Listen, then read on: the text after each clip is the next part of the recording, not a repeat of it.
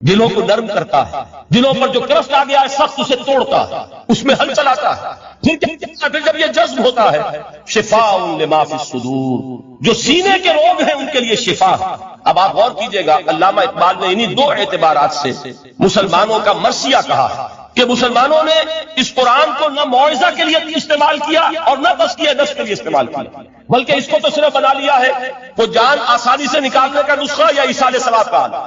چنانچہ کہتے ہیں واعظ کے لیے واعظ دستاں زنو افسانہ بند، واعظ جو ہے ہمارے داستانے کہتے ہیں، افسانے کہتے ہیں، قصے کہتے ہیں، لطیفے کہتے ہیں، معنی اوپس تو حرف او بلند، اس کے بیان میں معنی تو ہوتے ہیں بہت ہی گھٹیا نیچے کے، الفاظ کا شکو ہوتا ہے، الفاظ بہت اونچے ہوتے ہیں۔ از خطیب و دیلمی گفتارے ہوں با ضعیف و شاذ و مرسل کارے ہوں، سارا باز و نصیحت جو ہو رہا ہے وہ ضعیف حدیثوں کے ذریعے سے، ضعیف روایات بخاری کی ہو، مسلم کی ہو، ترمذی کی ہو، ابن ماجہ کی ہو۔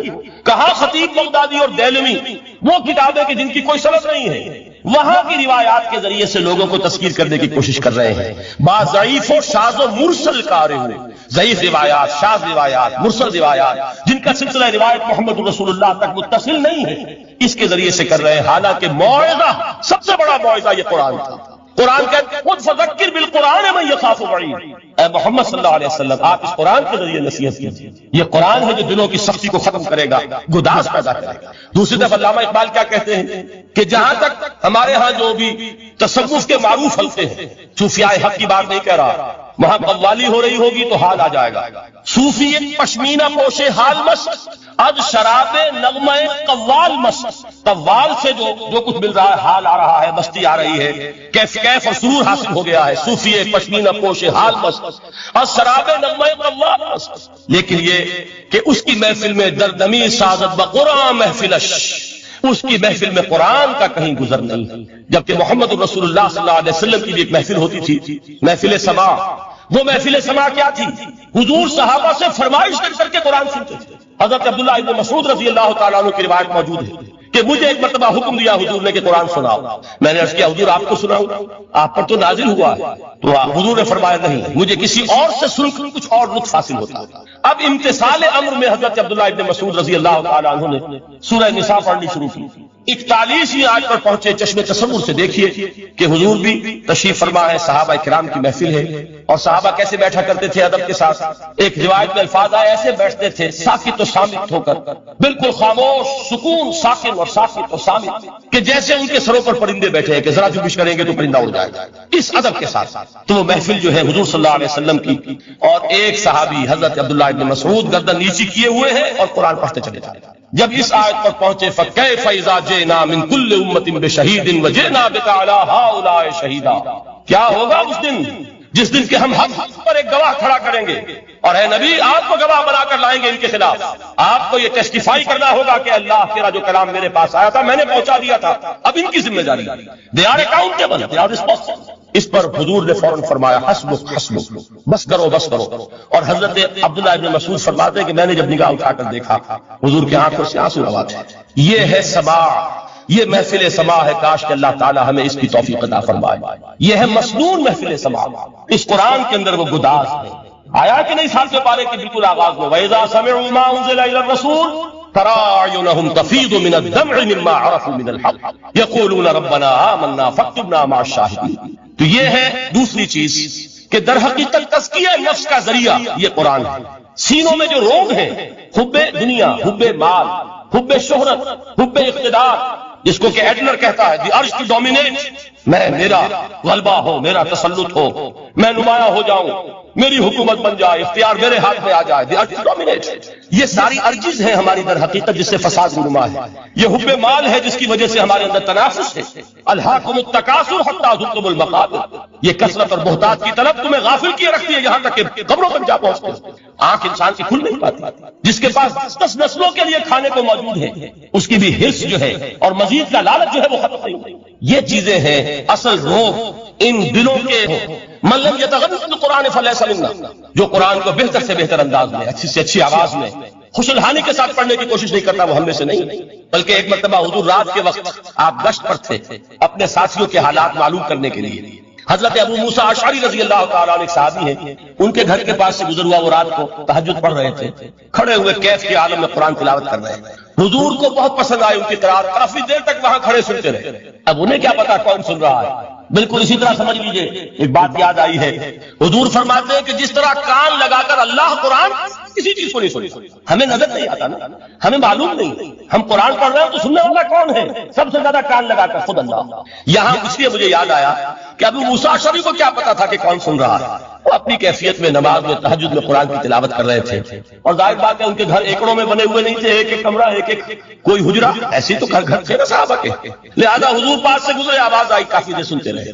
اس کے بعد آپ تشریف لے گئے، صبح فجر میں ملاقات ہوئی تو حضور نے تحسین کے انداز میں فرمایا، یا ابا موسیٰ انک قد اوتیت مزمارا من مزامیر آل داؤد. اے ابو موسیٰ، تمہیں تو آل داؤد کے سازوں میں سے ایک ساز اللہ نے عطا فرما دیا ہے. جس طرح حضرت داؤد لہن داؤدی مشہور ہے کہ جب وہ پچھلے پہر رات کو حمد کے ترانے الاپتے تھے، قرآن میں ہے کہ پرندے شامل ہو جاتے تھے ساتھ، اور پہاڑ وجد میں آتے تھے، پہاڑ بھی ان کے ساتھ شریک ہوتے تھے. تو جس طرح کا اللہ نے ان کو لہن عطا فرمایا تھا، حضور نے تحسین کے انداز میں فرمایا ہے ابو موسیٰ اشعری، اللہ نے تمہیں بھی آل داؤد کے سازوں میں سے ایک ساز عطا فرمایا. بہرحال قرآن مجید کا جو یہ میوزک ہے، قرآن کے الفاظ کا جو حسن ہے، جہاں تک حسن معنوی ہے وہ تو ہر لفظ میں ہے، لیکن یہ حسن ظاہری، حسن صوتی، حسن لفظی، یہ اپنے کلائمکس پر آپ کو نظر آئے گا سورہ رحمان. لیکن قرآن میں یہ سورت اس اعتبار سے بھی ممتاز ہے، اس کی 4 آیات پر ذرا توجہ کریں گے، عجیب حقائق سامنے آئے. جہاں یہ قرآن مجید کے حسن صوت اور حسن لفظی کی معراج ہے، وہیں اس کی پہلی 4 آیات میں 4 چوٹی کی چیزوں کا ذکر ہے، سب سے اونچی چیز ہے. پہلی آیت کیا ہے؟ الرحمن. ایک آیت ہو گئی. رحمان کیا ہے؟ اللہ کا نام ہے. کبھی آپ نے غور کیا اللہ کے ناموں میں سب سے پیارا نام کون سا ہوگا؟ رحمان. کیوں؟ اس کا مادہ کیا ہے؟ ہمیں سب سے بڑھ کر جس چیز کی ضرورت ہے وہ کیا ہے؟ رحمت خداوندی. نام اچھی طرح سن لیجئے اس حضور کی قول کو. حضور فرماتے کوئی شخص جنت میں مجرد اپنے عمل کی بنیاد پر داخل نہیں ہو سکے گا جب تک کہ رحمت خداوندی دستگیری نہ کرے. کسی صحابی نے بڑی ہمت اور جرأت کا ثبوت دیا، یہ پوچھ لیا کیا حضور آپ بھی؟ جب آپ نے فرمایا کوئی شخص داخل نہیں ہو سکتا جنت میں محض اپنے عمل کی بنیاد پر جب تک کہ رحمت خداوندی جو ہے وہ دستگیری نہ فرمائے. پوچھا گیا کیا آپ بھی؟ آپ نے فرمایا ہاں میں بھی. آپ اندازہ کیجئے کہ اگر محمد رسول اللہ بھی رحمت خداوندی کے ضرورت مند ہوں تو تاب دیگرا چے رسد، ہماری تو سب سے بڑی ضرورت رحمت خداوندی. اب یہ رحمت جو ہے قرآن مجید میں اللہ تعالیٰ کی یہ شان 2 الفاظ کے ذریعے سے آتی ہے، رحیم اور رحمان. اور کوئی مادہ نہیں ہے جس سے 2 نام بنتے ہوں اللہ کا، لیکن یہ مادہ ہے واحد رحمت کا کہ جس سے رحمان بھی ہے رحیم بھی ہے.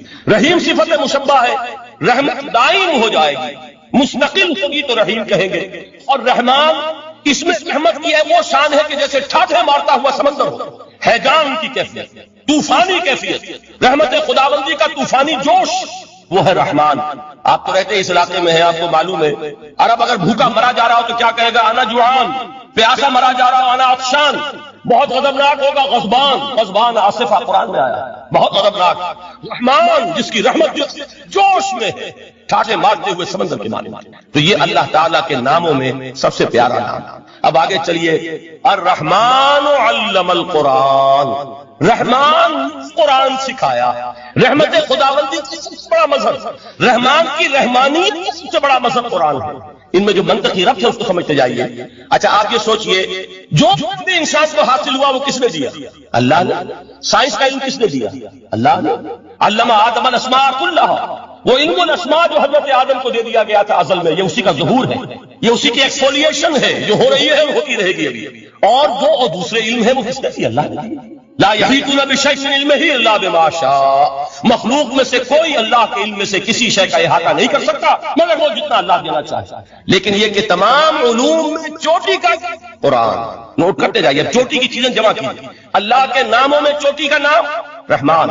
اللہ نے جو کچھ انسان کو سکھایا اس میں چوٹی کا علم قرآن. خلق الانسان.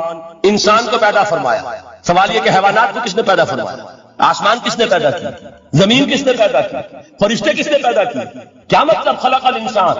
اس کی تمام مخلوقات میں اس کا کلائمیکس، اس کی تخلیق کی معراج، اس کے تخلیق کا نقطہ عروج انسان ہے. یہ ہے کہ جو مسجود ملائک بنا ہے، وَلَقَدْ كَرَّمْنَا بَنِي آدَمَ وَحَمَلْنَاهُمْ فِي الْبَرِّ وَالْبَحْرِ وَرَزَقْنَاهُم مِّنَ الطَّيِّبَاتِ وَفَضَّلْنَاهُمْ عَلَىٰ كَثِيرٍ مِّمَّنْ خَلَقْنَا تَفْضِيلًا. تو تخلیق میں اونچی تخلیق انسان، علم میں سب سے اونچا علم قرآن کا، اللہ کے ناموں میں سب سے اونچا نام رحمان. اب آئیے چوتھی چیز، علمہ البیان، انسان کو بیان کی صلاحیت عطا فرمائی. کیا اور کوئی صلاحیت عطا نہیں کی؟ بینائی کس نے دی؟ اللہ. اسی طریقے سے سماعت کس نے عطا فرمائی؟ اللہ. کتنی فیکلٹیز ہیں، کتنے ایکسٹرنل آرگنز ہیں سینس کے، کتنے انٹرنل سینسز ہیں جو اللہ نے دیے ہیں. لیکن یہاں بھی سمجھ لیجئے جتنی فیکلٹیز ہیں ہیومن فیکلٹیز، ان میں ٹاپ کی فیکلٹی جو ہے وہ اسپیچ ہے، کلام ہے، بیان ہے.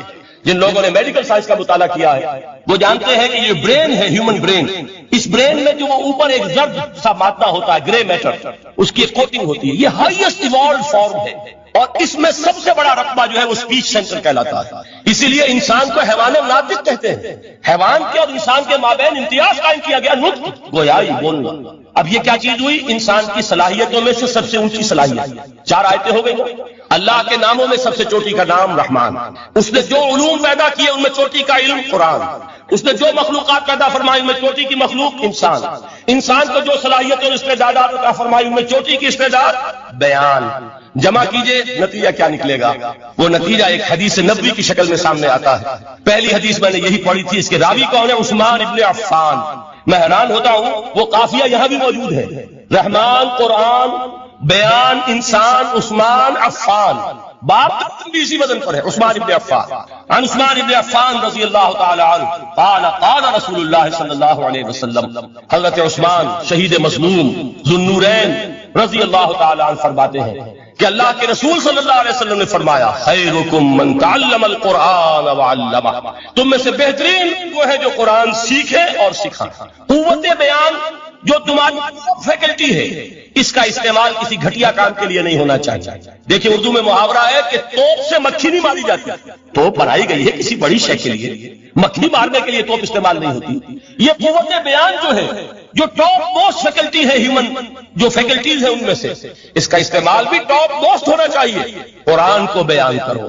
وہ جیسے کہ علامہ اقبال نے کہا ہے، بلکہ غالباً ان کے قبر پر آس پاس جو اشعار لکھے ہوئے ان میں سے ایک یہ بھی ہے، اگر یک قطرہ خونداری اگر مشتے پرے داری بیابامن تو آموزم طریق شاہ بازی را.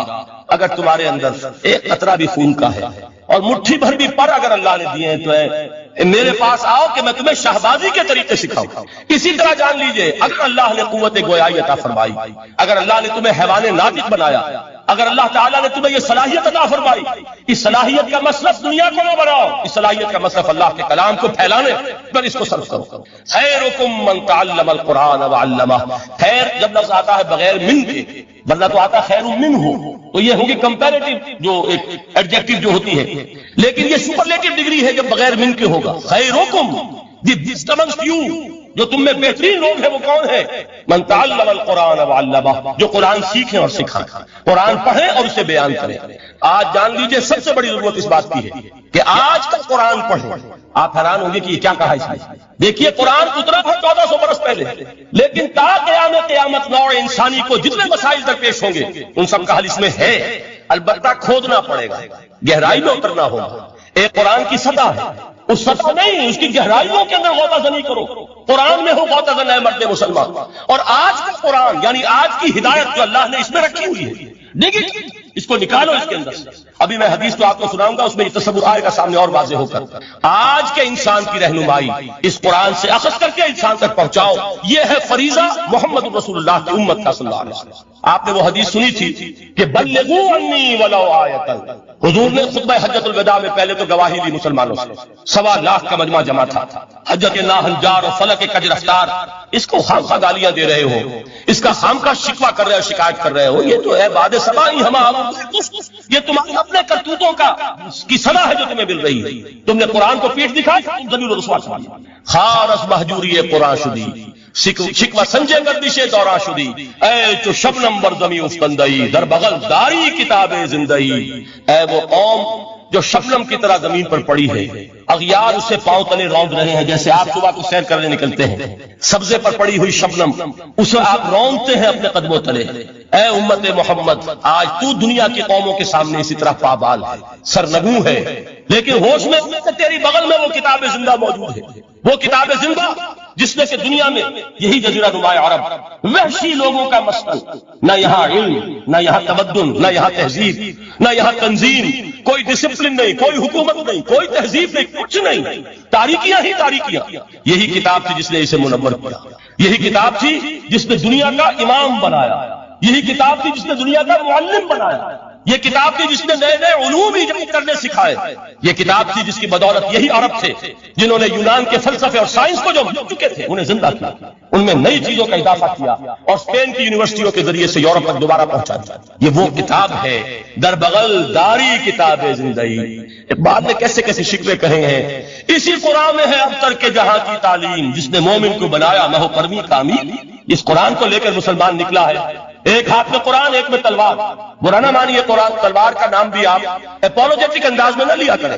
انقلاب کی تکمیل تلوار سے ہوتی ہے، انقلاب کی تمہید کسی کتاب سے ہوتی ہے۔ اچھی طرح جان، کبھی انقلاب صرف کتاب سے نہیں آیا، کتاب سے ذہن بدلتے ہیں، کتاب سے فکر بدلتی ہے، کتاب سے سوچ بدلتی ہے، کتاب سے ایک جماعت تیار ہوتی ہے، ایک قوت تیار ہوتی ہے۔ وہ 313 جو میدان بدر میں تھے وہ قرآن کا اعجاز کا ظہور تھے، لیکن ان کے ہاتھوں میں تلوار آئی ہے، ہم اسے ڈینائی نہیں کریں گے کہ در حقیقت انقلاب محمدی کی تکمیل میں یقیناً تلوار کا حصہ، لیکن یہ تلوار ہاتھ میں لینے والے آتے کہاں سے اگر قرآن کے ذریعے سے محمد رسول اللہ نے وہ جماعت تیار نہ کی ہوتی، وہ کام کیا ہے یتلو علیہم آیاتہ ویزکیہم ویعلمہم الکتاب والحکمہ، وہ سارا عمل قرآن کے گرد گھوم رہا جس سے وہ جماعت تیار ہوئی۔ اور پھر اقبال نے اس کو بھی دو جملوں کے اندر ادا کر دیا، ایک شعر کے دو مصرے، با نشہ درویشی در ساز و دمادم زن خدرا بر سلطنت جم زن۔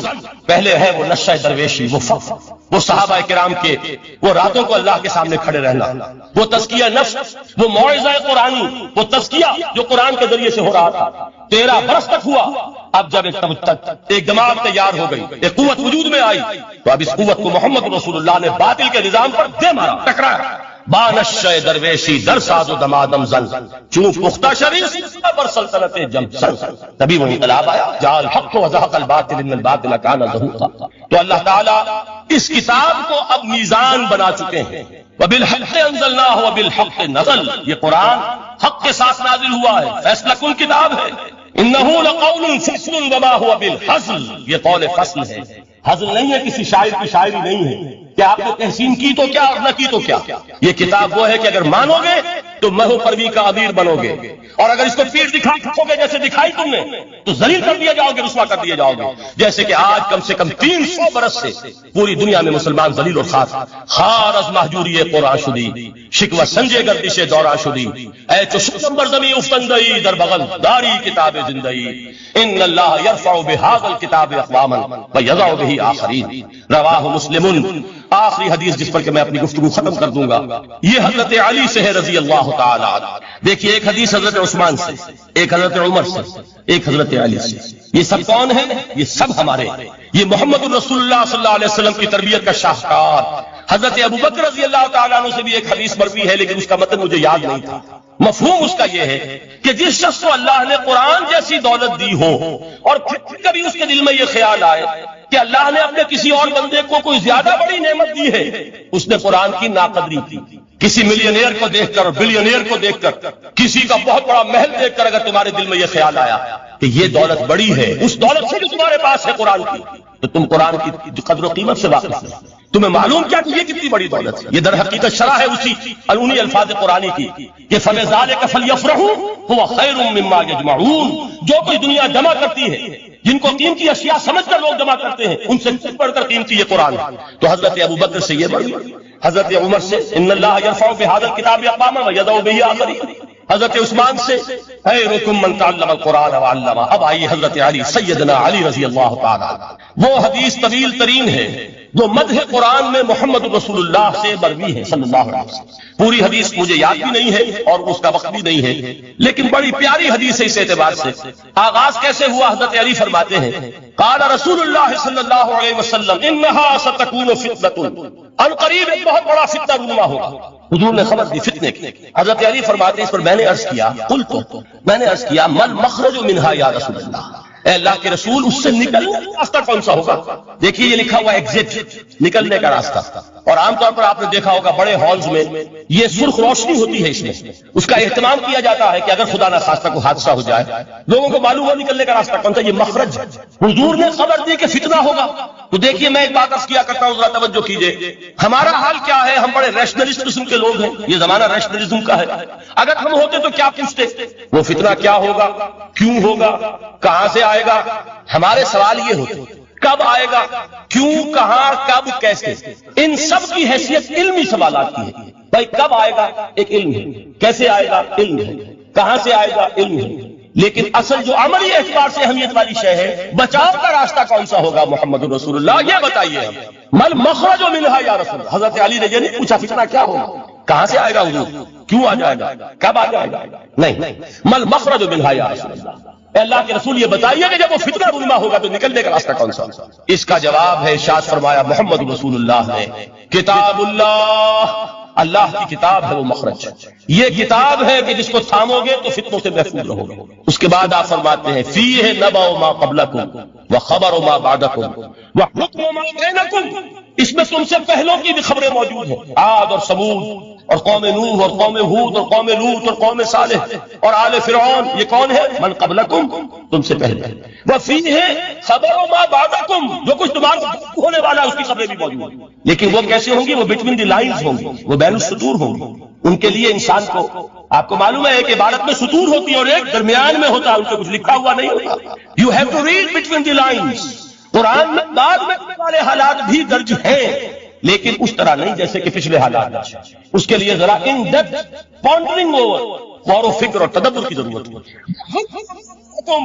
اور جتنے وفات تمہارے اندر پیدا ہوں گے تا قیامت ان سب کا فیصلہ بھی اس کتاب میں موجود ہے۔ وَهُوَ حَبْلُ اللَّهِ الْمَتِينُ وَهُوَ الذِّكْرُ الْحَكِيمُ، یہی تو ہے وَهُوَ الصِّرَاطُ الْمُسْتَقِيمُ، سیدھا راستہ اور کون سا؟ یہ قرآن تو ہے۔ ہر رکعت میں کہتے ہیں اهْدِنَا الصِّرَاطَ الْمُسْتَقِيمُ، اور قرآن دیا ہوا اس پر غور نہیں کرتے۔ عجیب تماشا ہے ہمارا، نماز کی ہر رکعت میں اهْدِنَا الصِّرَاطَ الْمُسْتَقِيمُ، اور حضور فرمایا وَهُوَ الصِّرَاطُ الْمُسْتَقِيمُ، صراط مستقیم یہ قرآن ہی تو ہے، الذکر الحکیم یہ قرآن ہی تو ہے، وَهُوَ حَبْلُ اللَّهِ الْمَتِينُ، اور یہی ہے اللہ کی مضبوط رسی۔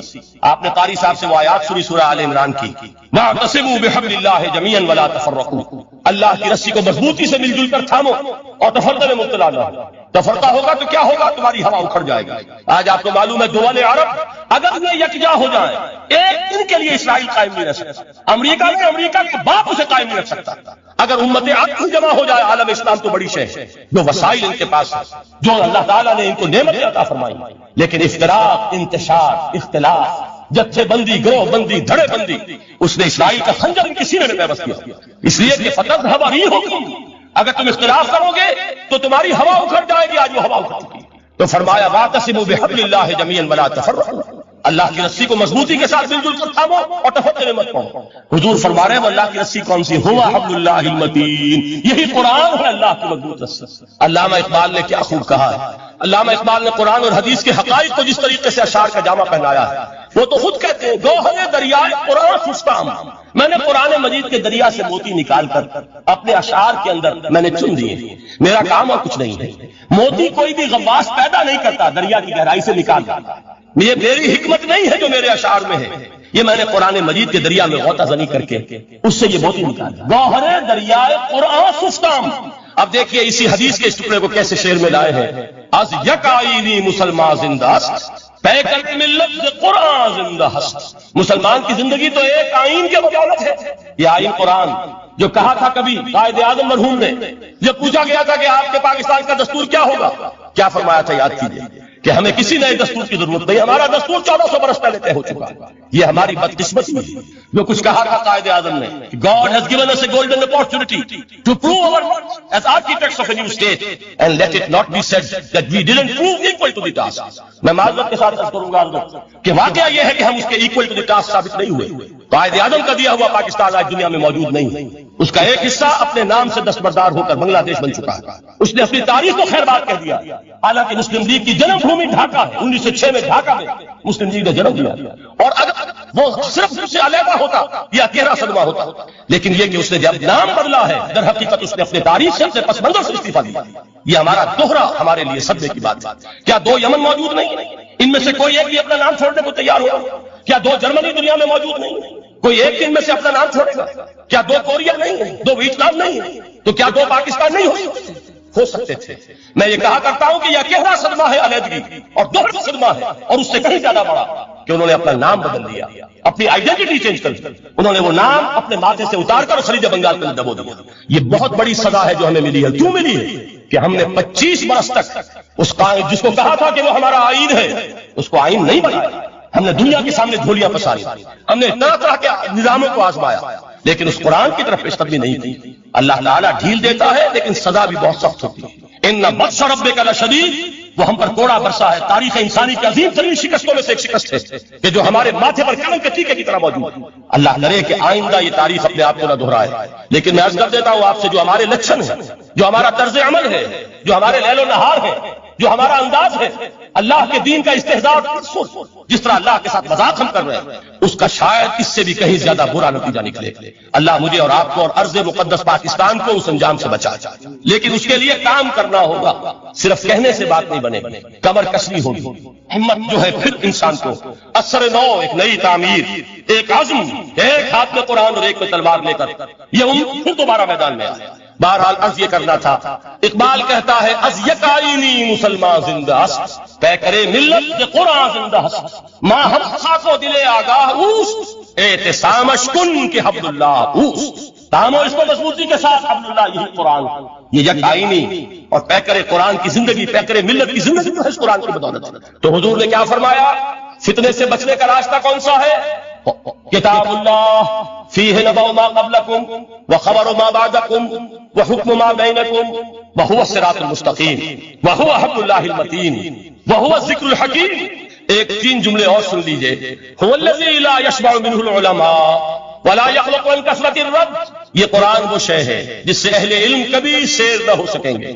ولا تنقضی عجائبہ، اس کے عجائب کبھی ختم نہیں ہوں گے۔ یہ ہیروں کی وہ کان نہیں ہے کہ جو کبھی خالی ہو جائے کہ سارے ہیرے نکل چکے ہیں، اب مزید ہیرے نہیں ہیں، نہیں، علم اور حکمت کے ہیرے اور ہدایت اور حکمت کے موتی اس میں سے ابد الآباد تک نکلتے رہے۔ ضرورت صرف کھودنے کی ہے، میں نے وہ لفظ استعمال کیا تھا۔ آج کا قرآن کھودنا ہوگا، آج کی ہدایت اس قرآن سے نکالنی ہوگی۔ قرآن جب نازل ہوا آن دی سرفیس، بالکل ظاہر وہ تھی اس کی ہدایت جو اس دور کے لیے ضروری تھی۔ ہمیشہ کی ہدایت اس کے اندر رکھ دی گئی ہے، اس میں مضمر ہے، اس میں چھپی ہوئی ہے، اس کے لیے تدبر کی ضرورت ہے۔ کتاب انزلناہ الیک مبارک لیدبروا آیاتہ ولیتذکر اولو الالباب، لوگ تدبر کریں، اس کی گہرائیوں کے اندر غوطہ زنی کریں۔